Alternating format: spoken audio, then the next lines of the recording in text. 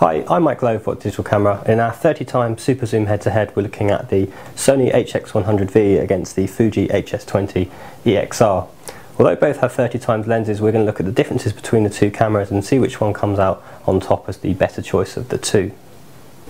The Sony HX100V has a 30x lens that equates to a 27 to 810mm equivalent. This ranges from fairly wide angle right through to a pretty significant telephoto. The lens has this manual zoom ring here which electronically drives the lens forward as you turn it. This means there's ever so slight stepping between zoom ranges rather than absolute accuracy for each millimetre of the zoom. However, there's a very clever little switch here which allows you to jump between zooming and manual focus. By comparison, the Fuji HS20 has a 24mm wide angle that goes through to a 720mm telephoto. This means it's a wider angle lens than the Sony, but it's also less able to go through to as full a telephoto extension. The lens itself is completely manual in that each subtle rotation of the lens will accurately translate as per using a DSLR zoom lens into the exact focal length. However, the manual focus ring is tucked right at the back of the base of the lens and can be quite frustrating to use. Both these models replace respective older versions. In the case of the Sony there was the HX1 and in the case of the Fuji there was the HS10. The noticeable difference from the change in the models is that the megapixel count has now gone up quite significantly. There's a 16.2 megapixel sensor in the Sony HX100 and a 16 megapixel EXR CMOS sensor in the HS20.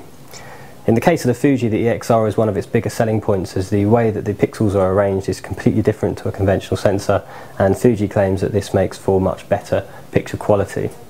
When shooting at full resolution, both models produce reasonable to good images, but in order to consider this on a realistic scale, results aren't even nearly a match for larger sensor compacts, compact system cameras or DSLRs. Indeed, the highly populated 16 megapixel sensors may have just crammed a few million pixels too many in a bid to pull consumers in.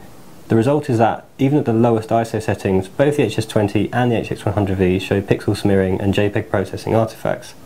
Go above ISO 400 and this causes significant softening and the lack of edge definition in both models increases.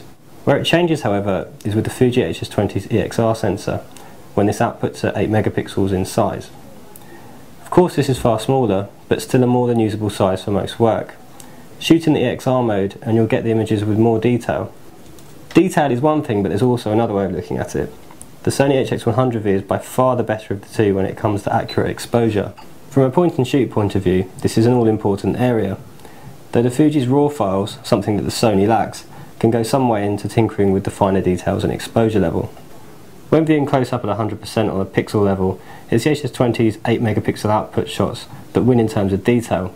But zoom out and it's the HX100V's images that just look better overall due to exposure and colour presence. In terms of use, both the cameras have 3-inch 921K dot screens on the back that are on tilt angle brackets and can be adjusted as so they can face up for waist level shots.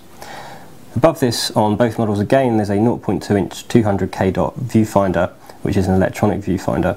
Both of them are a little bit small, so they're not perfect in use, but they're certainly very useful, partly to help stabilise shots when you've got the full extension of the zoom, but also just in bright sunlight when the screens reflect quite badly, it's useful for seeing the right exposure levels and composing images that bit better. Both models also offer their own unique area of appeal. In the case of the Fuji, there's a TTL hot shoe on top which can be used for external flash guns, and as well as that, it's the only 30x optical zoom bridge camera to offer RAW files. Although the Sony doesn't have RAW file shooting, nor does it have a hot shoe, it offers perhaps a more consumer-targeted approach. There's GPS in order to geotag your images, and it's also able to shoot 3D images as well as 3D sweep panoramas. The Fuji does also offer a sweep panorama style mode, but it's unable to shoot in a 3D form. When using the Fuji, the autofocus is pretty nippy at the wide angle end. It's only when you begin to move through the zoom that you can encounter some problems. At the longer end of zoom, when you attempt to attain focus, the camera freezes on a single frame rather than showing the autofocus in real time.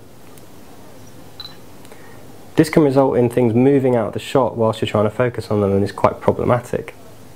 With the Sony at the wide angle, the focus is also relatively fast, and although the zoom isn't as quick in order to move from wide angle through to telephoto, the camera sort of keeps up with itself better. The screen is more reactive in keeping exposure levels correct than the Fuji manages to show in preview.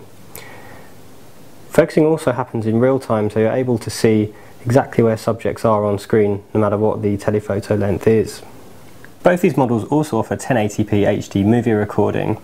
They've got one-touch buttons on their backs in order to quickly jump into the mode. Rather than the quality being the difference between the two, it's actually the operability of the cameras themselves. Although we like using the zoom ring of the Sony, it also has a zoom rocker around the shutter itself, so it's easy to hold the camera steady whilst extending the zoom. Comparably, the Fuji has the manual zoom lens, which is potentially great to use, but it's quite jolty in use, and this can cause some issues with some judder during playback if you intend to use the lens itself. Overall, it's very difficult to separate these two super zoom cameras, as there are pros and cons to each, but it's more a case of what you want to get out of the camera as to which one you're most likely to purchase. On the one hand, there's the Fuji, which has the wider angle lens at 24mm, and you can also use the lens manually. Plus it has a TTL hot shoe and the ability to capture using RAW files. In the case of the Sony, there's GPS and the ability to shoot 3D as MPO files, but it also has a unique lens that just functions in a very different way to the Fuji, but it's the one that has the longer reach at 810mm compared to the two. In terms of image quality, there's actually not that much between it. There's more detail revealed from the Fuji when using the 8MP EXR mode, but it's actually the Sony that has the better colour and the more accurate exposure out of the two. So like we say, between the two, it's very difficult to pick a favourite, but it'll be down to which one is most suited to your needs.